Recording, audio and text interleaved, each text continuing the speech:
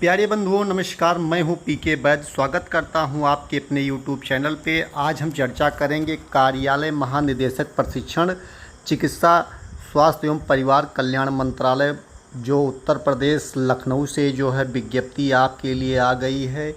ये पत्रांक संख्या देख लीजिए। प्रशिक्षण जो आपका होने जा रहा है 2023 में, और लखनऊ जो है स्वास्थ्य कल्याण मंत्रालय के द्वारा जो ये प्रशिक्षण कराया जाता है आपका, ये दिनांक 15 जून 2023 को प्रकाशित हुआ था। लेकिन अब इसका जो है आवेदन शुरू हो गया है। तो इसके आवेदन में क्या क्या प्रोसेस होगी, कंप्लीट रिव्यू में आपको इस वीडियो में बताऊंगा कि क्या प्रोसेस होने वाली है, कैसे आप आवेदन करेंगे। तो आप इसको शुरू से अंत तक वीडियो को देख लीजिए। चैनल पे आए हुए नए मेहमान हैं तो लाइक शेयर सब्सक्राइब आप ज़रूर की। तो जैसा कि आप यहाँ देख रहे हैं, लिखा हुआ है कि वर्ष 2023 में सामान्य उपचारिका यानी कि जीएनएम के लिए जो है जीएनएम के लिए आपकी ये वैकेंसी आई हुई है। और इसमें आपको 3 वर्षीय प्रशिक्षण जो है 9 राजकीय प्रशिक्षण केंद्रों पे, 9 जगह आपका ये प्रशिक्षण जो होगा ये राजकीय केंद्र होंगे, उसके जगह प्रशिक्षण कराया जाएगा।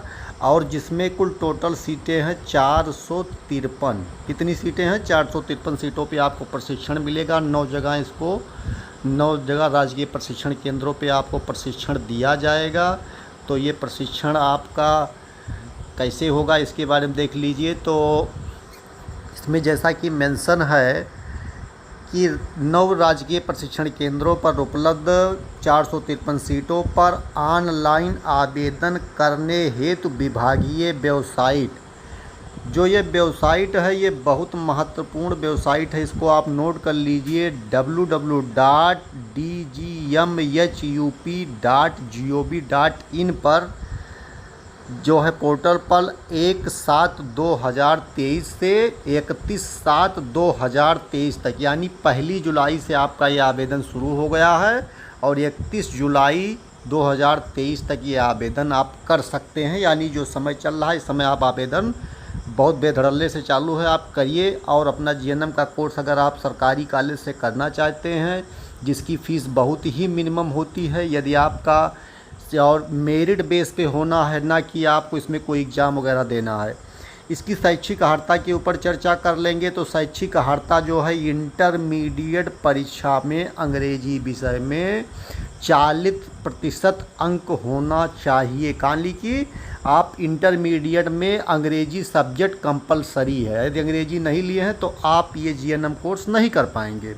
माध्यमिक शिक्षा परिषद उत्तर प्रदेश से विज्ञान के साथ हाई स्कूल और इंटरमीडिएट परीक्षा या सरकार द्वारा उसके समकक्ष मान्यता प्राप्त कोई परीक्षा उत्तीर्ण होना चाहिए।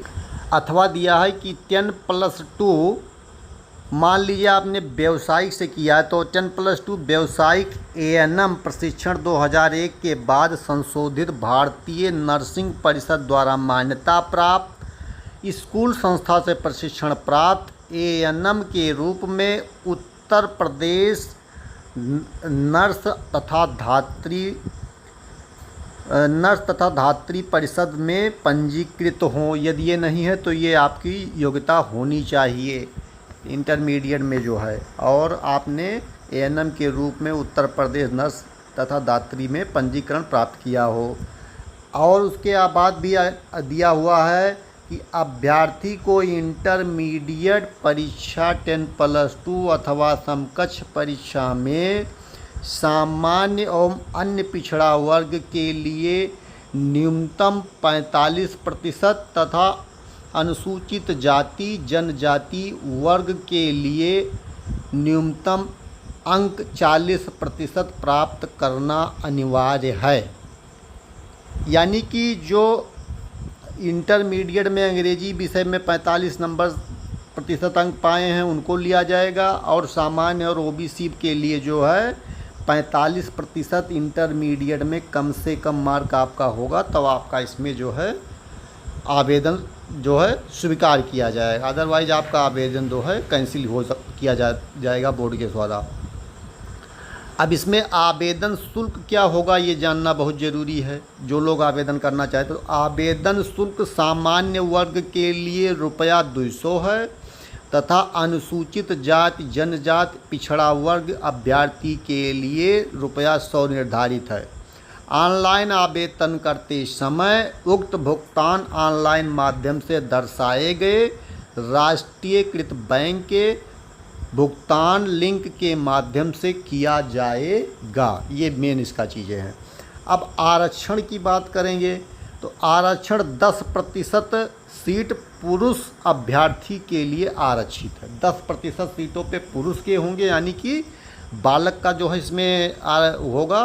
तो मान लीजिए आपकी इसमें टोटल 453 सीटें हैं, तो मान के चलिए 10% यानी कि 400 का आपका हो जाएगा 40 और 53 में आपका जो है लगभग 5 सीटें, ये 5 सीटें हो जाएंगी। तो 45-46 सीटों पे आपका जो है विद्यार्थी यानी कि बच्चों का इसमें लड़कों का जो है आवेदन लिया जाएगा, ये आप मान के चलिए। अब इसमें और चीज़ें जो दी गई हैं कि शेष उपलब्ध सीटों में 15% आरक्षण एएनएम कर्मी को जिन्होंने उत्तर प्रदेश स्वास्थ्य विभाग एनआरएचएम एएनएम के अंतर्गत कम से कम 5 वर्ष तक निरंतर कार्य किया हो। जो लोग एएनएम की ट्रेनिंग किए हैं, एनआरएचएम के थ्रू नौकरी किए हैं, उनको जो है 15% सीटें दी जाएंगी। परंतु यदि उपरोक्त 15% के अंतर्गत पात्र अभ्यर्थी उपलब्ध नहीं हैं तो बची हुई अवशेष सीटों पर सीधी भर्ती के पात्र अभ्यर्थी द्वारा भरा जाएगा। प्रशिक्षण में अनुसूचित जाति जनजाति अन्य पिछड़ा वर्ग अन्य श्रेणी के अभ्यर्थियों के लिए आरक्षण शासनादेश में निहित प्रावधानों के अनुसार अनुमान्य होगा। उत्तर प्रदेश से बाहर के आवेदकों को आरक्षण का लाभ नहीं मिलेगा। जो उत्तर प्रदेश से बाहर के हैं उनको आरक्षण का किसी भी प्रकार का लाभ नहीं मिलेगा। ये उत्तर प्रदेश के आप निवासी हैं तो आपको आरक्षण दिया जाएगा। अब ये बात तो कंप्लीट हो गई, लेकिन अब आपको मेन बात होती है इसमें उम्र का भी निर्धारण है।